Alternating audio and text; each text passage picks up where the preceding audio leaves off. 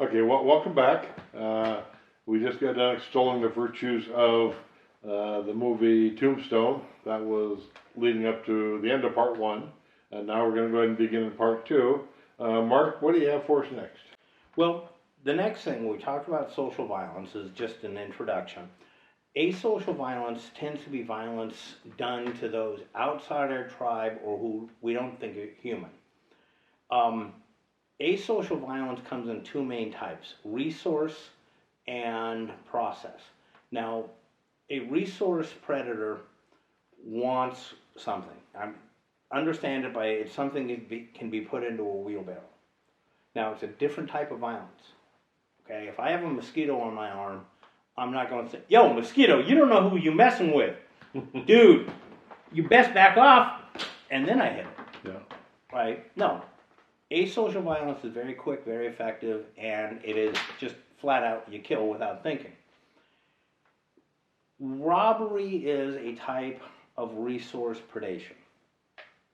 It is a weird script in that it is reverse of social violence. Social violence, woof, woof, woof, woof, builds up, escalates, and then it goes violent. Violence comes with instructions how to avoid it. Yeah, that's one thing you said on the first video that Yes. we did 12 years ago. Yes. And that's one thing I really took away from that is that's very astute. I just, it's not just martial arts training. I got a lot of experience with violence. The thing is, the bluff is actually instructions how to avoid it. You better leave, shut up, blah, blah, blah, blah, blah. That's social. Asocial, what's weird is it's a fake front. They pretend it's something else, and then they actually initiate the attack. And they stop the attack, and they give you the instructions how not to get injured. Okay. So I walk up, I pull a knife and say, "Don't give me your money." I've started the attack, but then the instruction comes. Now, if I don't, that's where the theory, he'll finish it up. Mm-hmm. The other type, process predators, these are the boogeyman that everybody's afraid of. Now, the thing to understand about the other types of violence is the violence is a means to a goal, and if you can achieve that goal without the violence, it goes away. And that's one of the key things about de-escalation. Where is there some way that this guy can get what he wants without having to go to violence? Process predators, violence is the goal. Now, I tell you this so you can understand the following statement. Social violence can be de-escalated. Asocial violence can only be deterred. Okay, you'll have to explain that to me. There's a guy named Sir Basil Liddell Hart, who was a World War II strategic guy, just really good. And he made a comment about it is folly to believe that the aggressive types can be bought off. And his comment was about Dane Geld trying to buy the Danes off, like don't raid our country, because it just made them worse. Mm-hmm. He says, they can't be bought off, but they can be deterred because their belief in force makes them susceptible to a formidable counterforce. So now I'm flashing back because it seems like I watched too many movies. Movie references are right.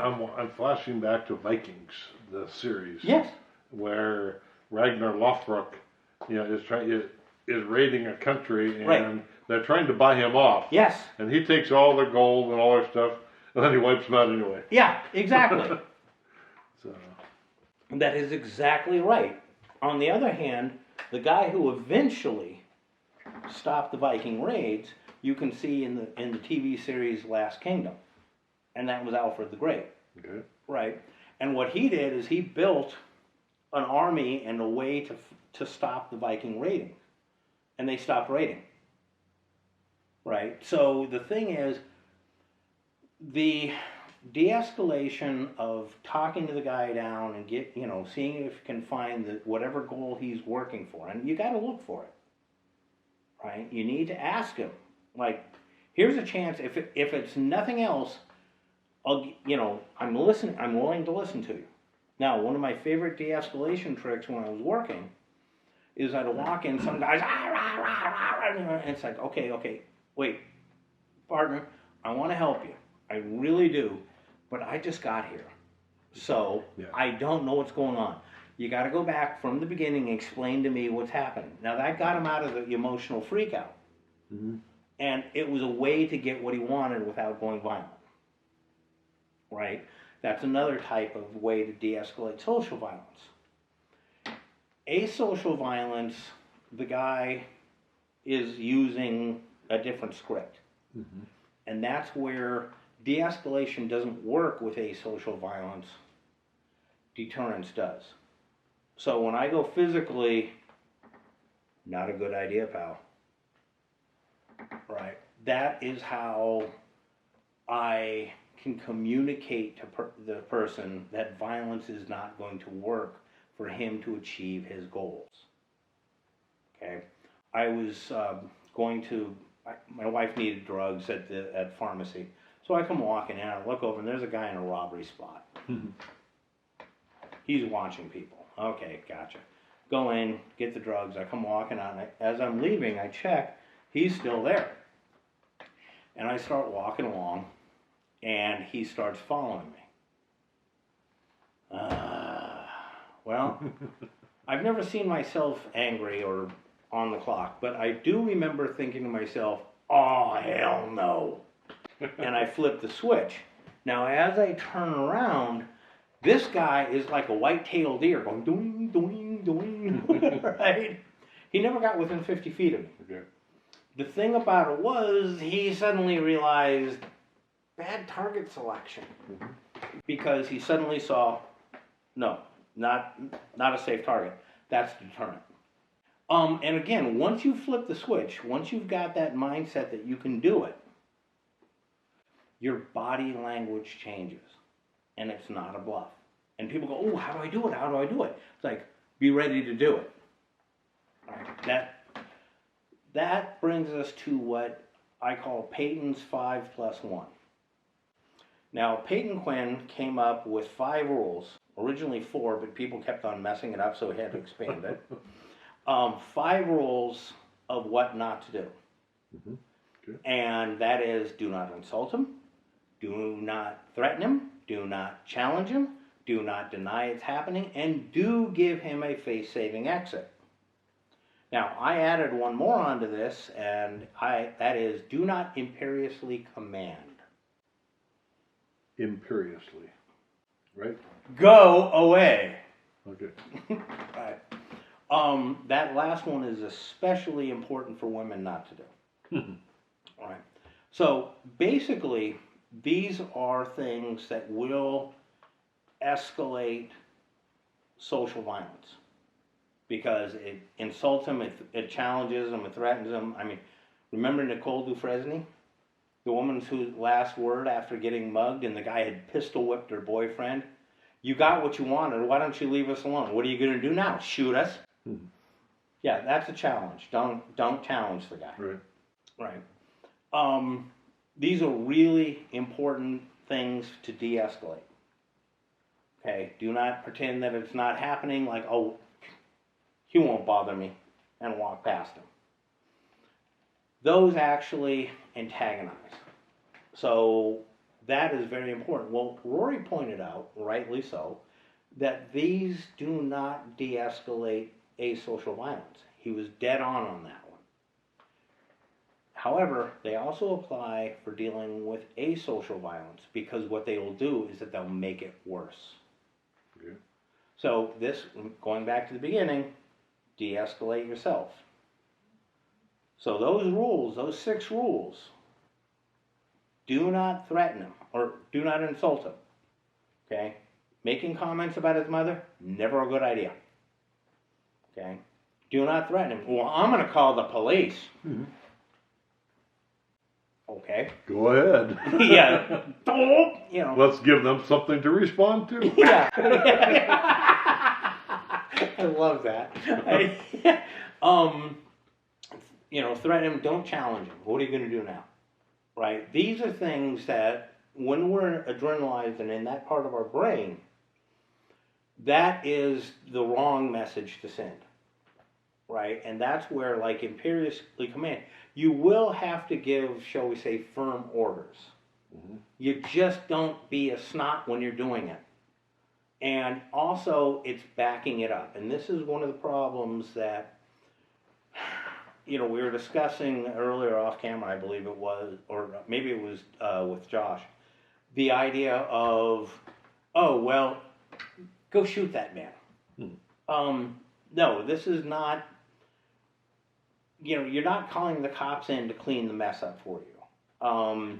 But if you treat them this way, if you treat them like a servant, if you treat them like an uppity busboy, like, go away, that's going to just antagonize them. So basically, when I say de-escalate yourself first, pay attention to how you're coming across so as not to antagonize the person. Now, at the same time, you can explain, and this is a specific you, when you antagonize somebody, when you insult them, when you threaten them, when you challenge them, what damages do they do to your claim that it was self-defense? Well, every state's a little bit different, but here in Washington we have a clause called the initial aggressor rule, and it's a jury instruction. The jury is told, if you find that the individual used words, mannerisms, gestures, threats to begin to start the altercation, then he cannot claim lawful use of force in self-defense to resolve it, or words to that effect. Yes, and that is exactly the trap we fall into when we're adrenalized and when we're in our monkey brain, because that default, and this is something that I really disagree with the law about self-defense, because if you understand, this is a default attempt to avoid violence. It's not antagonizing to intimidate or a pre-attack indicator.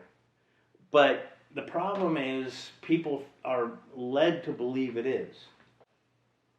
So just to expand that a little bit, there is some hope though, if you find yourself being involved in this antagonistic battle and thinking, I'm kind of screwing the pooch here, walk away.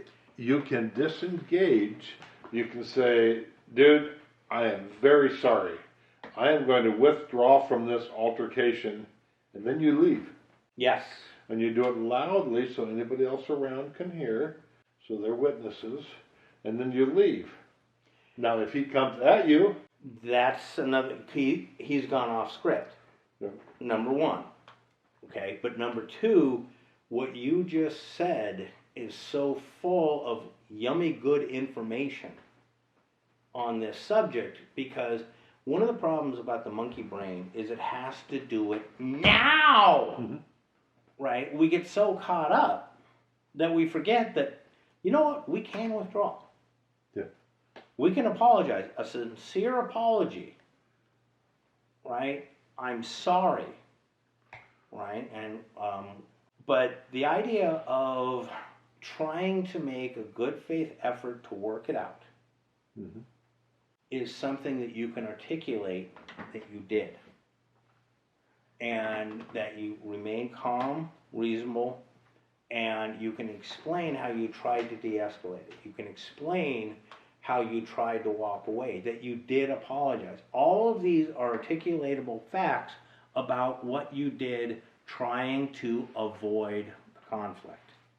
Now, if he doesn't want to let it go, that's not your, well, it is your problem, but it's not your fault. So what you said, with all those things that you can say, I did this, I did this, I did this, I tried to de-escalate it. I then turned my back and walked away from him. Well, how about you back away, get way out of attack range and turn. Well, it depends how far away you are. Right, well, but see, there's also, again, there are certain things, if you know not to do them, it sends a very loud message. And that message is a deterrence. So if I just say, all right, I don't want to fight you, and I turn and walk away, I've just invited myself to get hit Sure. from behind. Yep. Dude, I don't want any problem. I'm going to leave. And I'm backing away now. It's cool. I'm not looking for trouble. Now, That would be better than just turning your back. I agree. right, but why? Well, because you're protecting yourself.